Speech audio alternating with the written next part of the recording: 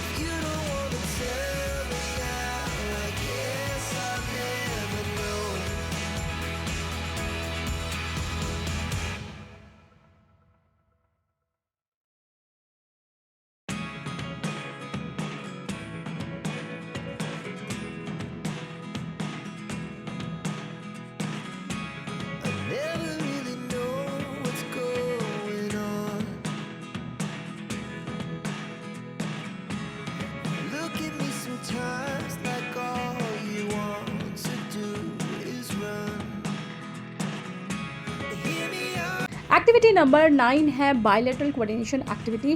इसमें बच्चे के दोनों ब्रेन पे हम काम करने वाले हैं साइमल्टेनियसली। तो इसके लिए आपको एक वर्कशीट प्रिपेयर करनी है जिसमें आपको लेफ़्ट हैंड साइड में कोई भी नंबर आप ले सकते हैं। वह सबसे एक्साइटिंग होगा कि अगर बच्चे से ये पूरा जो वर्कशीट आप बना रहे हैं बच्चे से खुद बनवाए। अब बच्चा अगर 3 साल का हो गया है तो आप 3 ड्रॉ कर सकते हैं, बच्चा अगर 4 इयर्स का है तो 4 ड्रॉ करवा सकते हैं। और ये छोटे छोटे जो सर्कल आपने बनाए ये बच्चों से ही बोलिए कलरिंग के लिए। नेक्स्ट राइट हैंड साइड में बच्चों के जो फिंगर्स आपको दिख रहे हैं, हैंड्स जो आपको दिख रहा है, ये बच्चे के खुद के ही हैंड्स हैं। तो अगर बच्चा खुद ही रख के वो हैंड को ड्रॉ कर रहा है, आप उसको थोड़ा हेल्प कीजिए और उसके बाद उसको कलरिंग करने के लिए दीजिए और उसके बाद ये एक्टिविटी आप रखिए तो बच्चे को करने में इतना मज़ा आता है। और हमेशा बच्चों के लिए क्रिएटिव इनोवेटिव आइडियाज़ आपके दिमाग में हमेशा रहना चाहिए, क्योंकि बच्चे इस टाइम पे बहुत क्यूरियस होते हैं किसी चीज़ को सीखने में, जानने में, करने में। उनका ब्रेन बहुत फास्ट काम करता है, हर चीज़ को बहुत जल्दी जल्दी ग्रास्प करते हैं। ब्रेन डेवलप करने का सबसे बेस्ट एज है। तो बेसिकली इस एक्टिविटी में करना क्या है, लेफ़्ट हैंड से बच्चे को जो डॉट्स बनाए हैं उस पर टच करना है, 1 बाय 1 करके, और राइट हैंड भी साइमल्टेनियसली जो भी कलर पे वहाँ पे टच करेगा राइट हैंड को टच करना है। इस एक्टिविटी के और भी बेनिफिट्स हैं, जैसे बच्चे के फोकस एंड कंसंट्रेशन पे हम यहाँ पे काम कर रहे हैं, बच्चे का पेशेंस लेवल बढ़ेगा, अटेंशन बढ़ेगा। ये एक्टिविटी आप लोगों को कैसी लगी मुझे कमेंट सेक्शन में आप लोग ज़रूर बताएं। ये एक्टिविटी नंबर 10, जिसमें आपको कलरफुल पेपर्स लेना है और उसको डिफरेंट शेप्स में कट कर लेंगे। जब इनिशियली आप इस एक्टिविटी को कराएं तो आप इसको कॉपी चैलेंजिंग एक्टिविटी की तरह भी करा सकते हैं। आपको शेप्स को एक के ऊपर एक रखना है, तो बच्चे के लिए सिर्फ एक कॉपी चैलेंजिंग एक्टिविटी होगी कि कौन सा शेप सबसे नीचे है, मिडिल में कौन सा शेप है, उसके ऊपर कौन सा शेप है, बच्चे को वो सेम टू सेम कॉपी करना है। धीरे धीरे जैसे बच्चा इसमें एक्सपर्टाइज हो जाए, तब हम इसमें जैसे आपने शुरू में 3 शेप्स लिए थे, तो आप इसके बाद 4 ले सकते हैं, 5 ले सकते हैं। ओके, और नेक्स्ट इसका डिफ़िकल्ट लेवल और क्या होगा। शुरू में हमने कॉपी चैलेंजिंग एक्टिविटी बनाई थी, अब इसको हम मेमोरी एक्टिविटी बनाएंगे। मेमोरी बेस्ड एक्टिविटी होगा, प्लस हम बच्चे के विजुअल मेमोरी पे भी काम करेंगे। आप बच्चे को सेम चीज़ डिस्प्ले करेंगे कि ये आपको बनाना है, उसके बाद आप उसको हटा लेंगे या कवर कर देंगे, और बच्चे को मेमोराइज़ करके कि आपने क्या शेप बनाया था, एक के ऊपर कौन सा पैटर्न बनाया था, कौन सा शेप किसके ऊपर था, बच्चे को मेमोराइज़ करके ये एक्टिविटी करवानी है। Here in this activity, the child has to categorize the pattern inside the circle, and that particular circle has a color, and the child has to find out the same pattern circle and color it with the same color. It is a visual discrimination activity. Visual discrimination is the ability to detect differences in and ability to classify objects, symbols or shapes.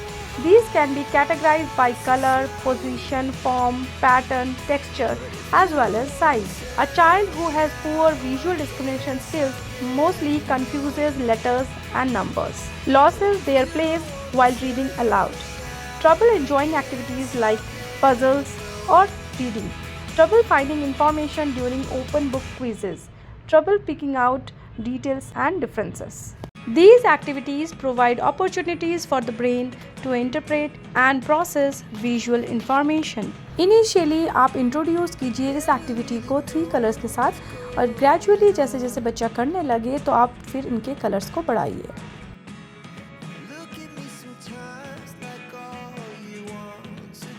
Activity number 12 में आपको कुछ coins देने हैं बच्चे को। मैंने यहाँ पे बच्चे को 1, 2, 5 और 10 के कॉइन्स दिए हैं।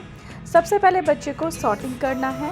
1 के कॉइन के ऊपर 1 लगाने हैं, 1 वाले कॉइन्स लगाने हैं, 2 कॉइन के ऊपर 2 वाले कॉइन्स लगाने हैं, 5 वाले के ऊपर 5 एंड 10 वाले के ऊपर 10। उसके बाद मैंने एक सिंपल से पेज में बच्चे को 1, 2, 5 और 10 के कॉइन्स बना के दिए हैं, जिसमें बच्चे को लिखना है कि कितने कॉइन्स 1 के हैं, कितने कॉइन्स 2 के हैं, कितने कॉइन्स 5 और कितने कॉइन्स 10 के हैं। तो ये बच्चे को काउंट करना है और वहाँ पे लिखना है। तो बच्चे को अगर राइटिंग आ गई है तो आप ये एक्टिविटी करा सकते हैं। काउंटिंग का कॉन्सेप्ट बच्चे को आपने सिखा दिया तो ये आप एक्टिविटी करवा सकते हैं।